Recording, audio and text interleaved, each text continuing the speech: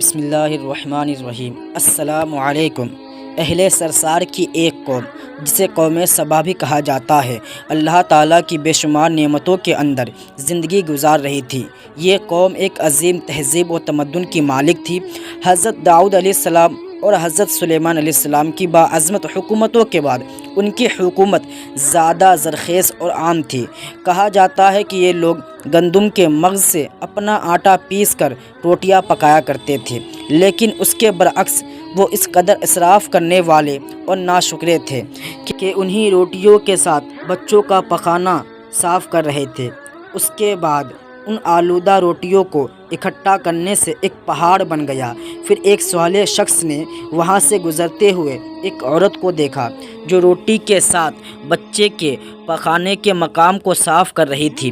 اس شخص نے عورت سے کہا، تیرے اوپر افسوس، خدا سے ڈر، کہیں ایسا نہ ہو کہ خدا تیرے اوپر اپنا غضب ڈھائے اور تجھ سے اپنی نعمت چھین۔ اس عورت نے جواب میں مذاق اڑایا اور مغرورانہ انداز میں کہا، جاؤ جاؤ، گویا کہ مجھے بھوک سے ڈرا رہے ہو۔ جب تک سرسار جاری ہے مجھے بھوک سے کسی قسم کا کوئی خوف نہیں۔ کوئی زیادہ عرصہ نہیں گزرا تھا کہ اللہ تعالیٰ نے ان لوگوں پر اپنا غضب ڈھایا۔ پانی جو کہ زندگی کی بنیاد ہے ان لوگوں سے چھین لیا، یہاں تک کہ قحط نازل ہوا۔ بات یہاں تک پہنچ گئی کہ ان لوگوں کی ذخیرہ کی ہوئی تمام غذا ختم ہو گئی۔ آخر کار وہ مجبور ہو گئے کہ انہی آلودہ روٹیوں پر ٹوٹ پڑے جو ان لوگوں نے اکٹھا کر کے پہاڑ کے مانند ڈھیر لگایا ہوا تھا، بلکہ وہاں سے روٹی لینے کے لیے صف لگے تاکہ ہر کوئی وہاں سے اپنے حصے کی روٹی لے سکے۔ نعمت، قحط اور ان کے بدحالی کے بارے میں متعدد روایت موجود ہے۔ سورہ نحل کی آیت نمبر 112 اور 113 میں یوں ارشاد ہوتا ہے، اور اللہ نے اس بستی کی مثال بیان کی ہے جو محفوظ اور مطمئن تھی۔ اس کا رزق ہر طرف سے باقاعدہ آتا رہا، لیکن اس بستی کے رہنے والوں نے اللہ تعالیٰ کی نعمتوں کا انکار کیا تو خدا نے انہیں بھوک اور پیاس کا مزہ چکھایا، صرف ان کے ان اعمال کی بنا پر کہ جو وہ انجام دے رہے تھے۔ اور یقیناً ان کے پاس رسول آیا تو ان لوگوں نے ان کو جھٹلایا، تو پھر ان تک عذاب آ پہنچا کہ یہ سب ظلم کرنے والے تھے۔ اسی قوم سبا کے بارے میں ایک اور واقعہ بیان ہوتا ہے کہ ان لوگوں نے اپنی زراعت کو بہتر طور پر کاشت کرنے کے لیے پانی کا ذخیرہ کرنے کی خاطر بلخ کے دو پہاڑوں کے درمیان ایک بہت بڑا بند معرب تعمیر کیا تھا۔ سوراخ اور دوسرے پہاڑوں سے گزرا ہوا پانی اس بند میں وافد مقدار میں جمع ہو جا رہا تھا۔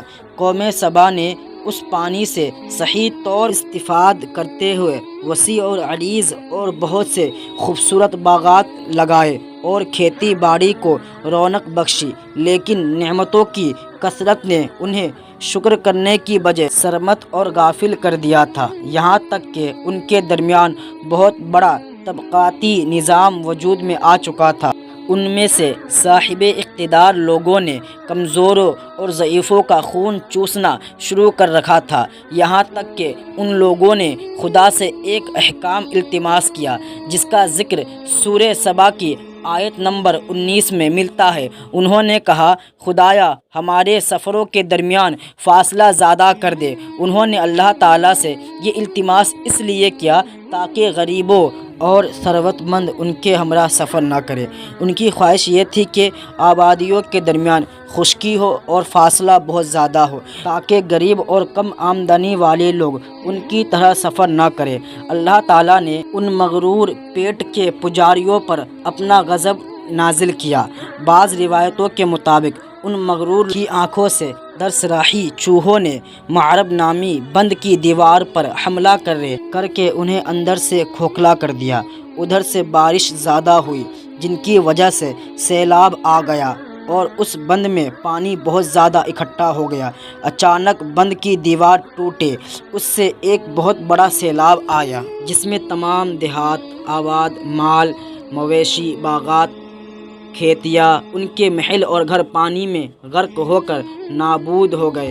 ان کے باغات اور زراعت میں صرف بیری کے درخت اور کچھ جھاڑیاں بچی تھیں۔ خوش الحان پرندے وہاں سے کوچ کر گئے، جبکہ الو اور کوے نے قوم سبا کے کھنڈرات میں اپنے گھونسلے بنا لیے۔